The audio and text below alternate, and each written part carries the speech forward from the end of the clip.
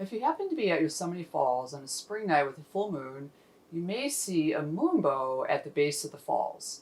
A moonbow is just like a rainbow, but much fainter in color, as it is a result of refracted moonlight rather than refracted sunlight.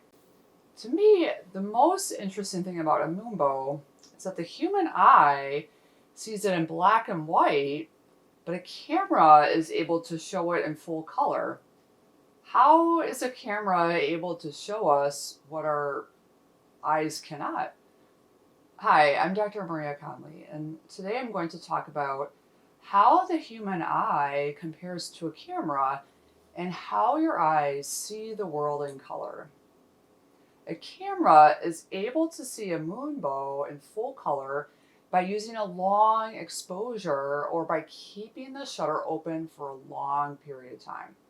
If you allow light to enter the camera for at least 30 to 60 seconds, the camera is often able to resolve the low light image in full color. Unlike the human eye, a camera is able to collect light over a long period and then use it to form a single image. So how is your eye similar to a camera? Both the human eye and a camera can adjust the amount of light that is entering the lens. To do this, a camera uses the aperture control mechanism that's built into the lens.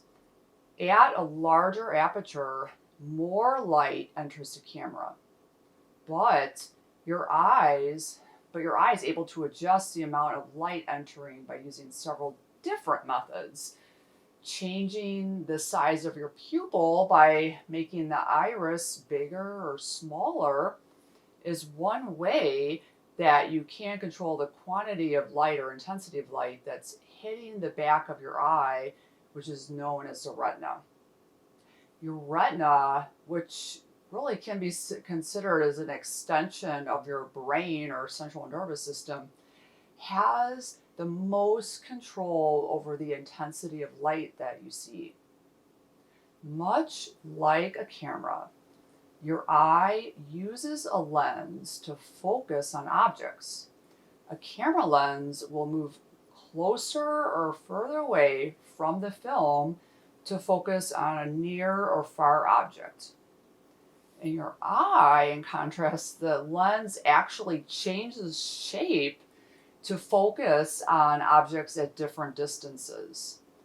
The ability of the lens to focus on close objects begins to fail in almost everyone at around age 40, 45, because the crystalline proteins inside the lens degenerate over time and are never replaced. So, how does your eye collect light and transform it into electrical signals that go to your brain and eventually form the images that you see? Let's look at the eye, starting from the outside where the light hits and then going inside. First, you encounter the cornea, which is a clear, curved surface that acts much like the front element of a camera lens. The cornea is able to collect divergent rays of light coming from all over and then bend them through the small area of the pupil onto the retina. The pupil is a round opening, and it is the portion of the lens that is not covered by the iris. Your cornea and lens are the main focus elements of your eye. Your iris and your pupil are similar to the aperture of a camera. Your iris changes its size by contracting its muscles to cover more or less of the lens in different lighting conditions. So again, to let more or less light into the eye. The cornea and lens focus light on the retina in the back of the eye. Unlike the film in a camera, your retina is highly complex and contains several layers of neurons before finally terminating in a layer of cells called photoreceptors. This alone makes the eye much different from a camera. Cones and rods, the two different types of photoreceptor cells, absorb the light that is coming into your eye.